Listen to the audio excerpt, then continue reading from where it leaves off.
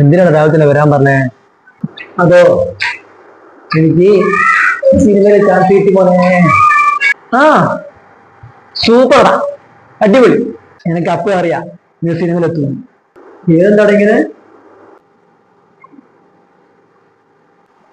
മൗനവൃതം.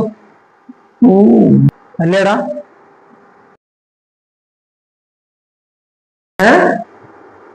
എടാ സിനിമേന്റെ പേര് എന്തിനാണ്? ആടെ ജീവിതം. എന്റെ റോൾ എന്നറിയാമോ? നിക്ക് ഞാൻ പറയാം നിന്റെ റോൾ എന്താണുള്ളത്. ഓക്കെ, പൃഥ്വിരാജിന്റെ പൃഥ്വിരാജിന്റെ അടുത്തെത്തി. പൃഥ്വിരാജിനും ആരിനും കൂടി ജനിച്ച മകന്റെ റോൾ.